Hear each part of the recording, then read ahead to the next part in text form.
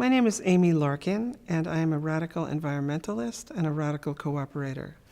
Best way I could describe that is I am a lifelong Greenpeacer, and I'm also the vice chair of the World Economic Forum's Global Agenda Council on Climate Change, and I'm the author of Environmental Debt, The Hidden Costs of a Changing Global Economy.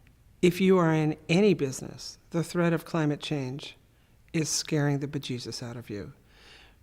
So when Kellogg goes to the United States Congress to lobby for more effective climate change legislation, it is because their entire supply chain, as a food company in particular, is in peril. They don't know that they can bank on X amount of product from X place for X amount of money and X amount of availability.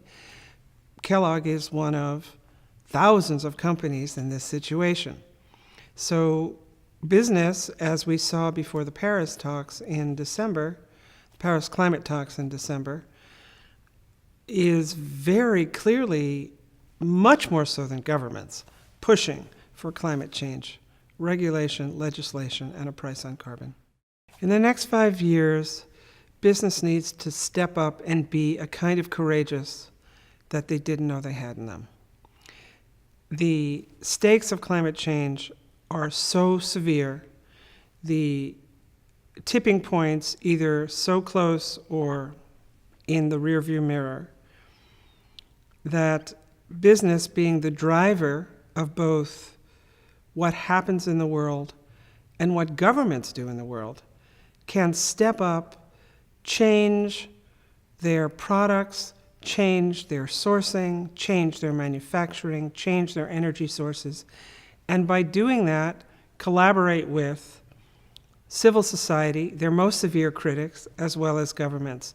They need to be leaders in a way that is a breathtaking amount of courage. And our job to work with them is to make it so that those businesses that are courageous are the ones that make the most money.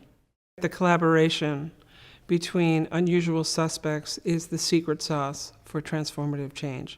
So whether it be the Sierra Club and the Tea Party working together to protect the ability of individuals to put solar on their roofs in North Carolina, or Greenpeace working with 400 multinationals to transform refrigeration in the consumer goods sector, there are ways for people who normally do not adore each other to make common ground and great transformative action, if only our governments would be willing to move in that way, because I do believe many businesses are.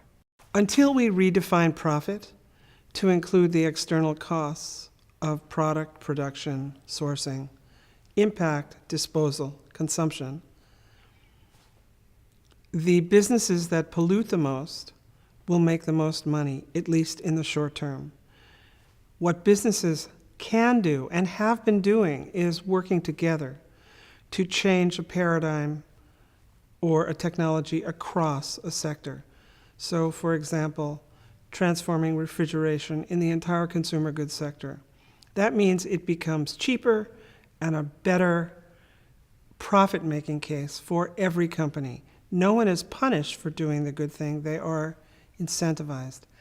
So I think that the core change, which is coming largely from places like the Sustainable Accounting Standards Board, is to redefine profit so that we can harmonize the rules of business with the laws of nature.